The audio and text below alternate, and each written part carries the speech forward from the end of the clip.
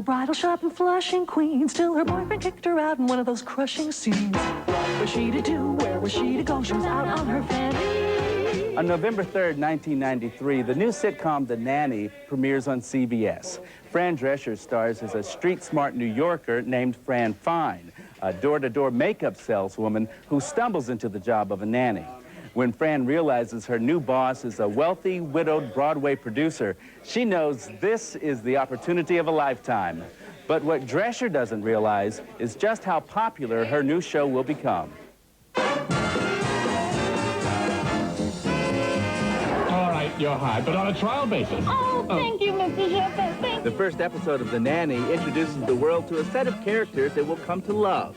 There's the street-smart nanny. She's just a little, you know, flash, a little trash. Her wealthy boss, Maxwell Sheffield, and his children. I can remember every day of that first week. Each day seemed like a week of getting that pilot shot because it was all new and frightening and exciting. The combative relationship between Cece, Maxwell's socialite business partner, and Niles, the butler, will become a fan favorite. It's been so much fun to meet people who say, I love you and the butler, you're hilarious, you're the funniest thing we've ever seen. I'm telling you, you and that blonde.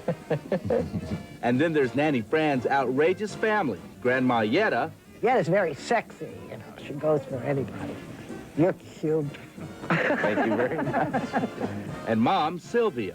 When you were cast, they didn't think I was right for the part of a Jewish mother.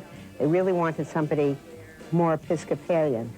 The Nanny is the creation of Fran Drescher and her husband, Peter Mark Jacobson. It could have been very hard to have your co-star, the person you're working with, the producer, writer, star, everything of the show.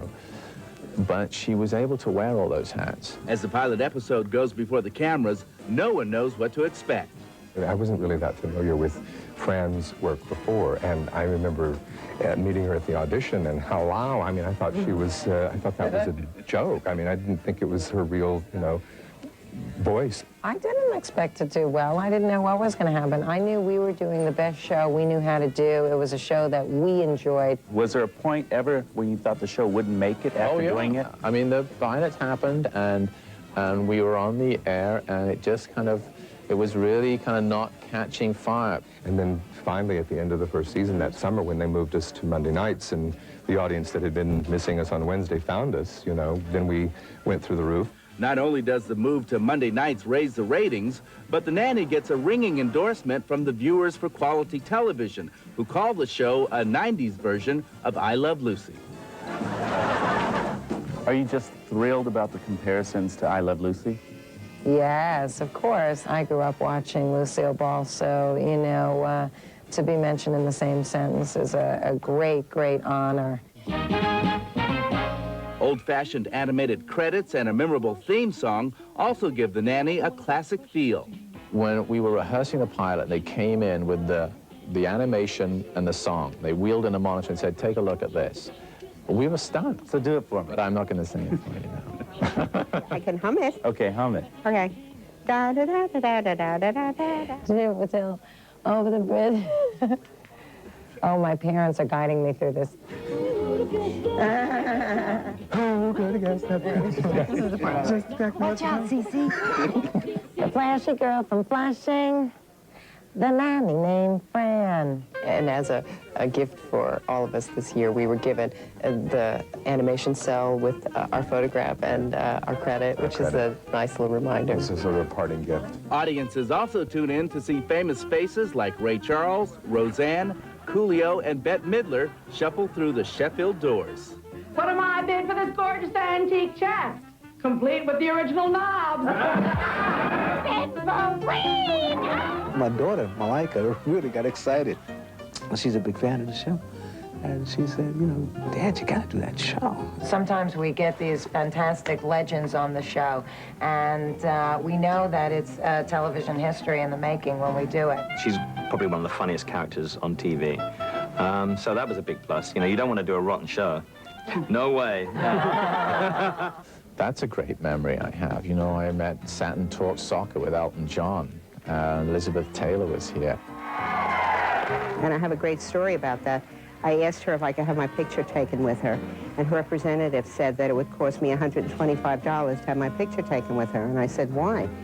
And they said, because any picture that's taken, it has to be retouched.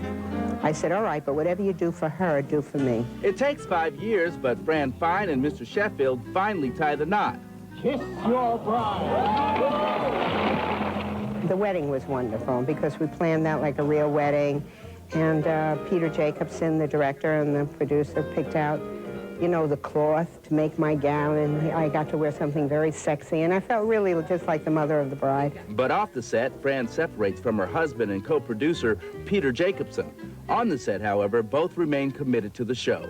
Try it again. Let's try it again. Okay. You know, you can't ignore that people are going through personal changes, but they were both very professional about it because this meant a lot to them, this show. We always put the show before ourselves, even though sometimes it was very difficult.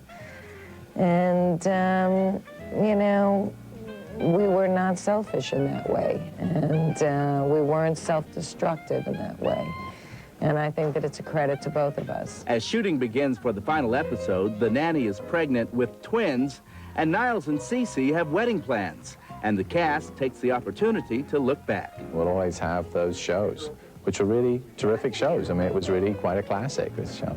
Seeing the kids grow up throughout the years has been an amazing experience because I don't have children. I've done this like half my life, so it's just going to be really bizarre not to come here every day and to see these people. It's fun to see that I have something like that to look back on, show my kids someday. It'll be sad, but it'll be exciting too to kind of try our feet in new water. Part of you wants to go play and go on a vacation, and the other part of you knows you're going to miss it an awful lot. Even in this show, there's a line that Miss Fine says. She says, it's not goodbye, it's just au revoir. Pilot and the wedding, two sort of big, memorable episodes. Francine, do you? I do. I'm sorry. Go ahead. There's so many. I mean, there's so many. It's hard to nail them. There are some I know I remember thinking at the time, oh, this is my favorite, but I can't tell you what it was.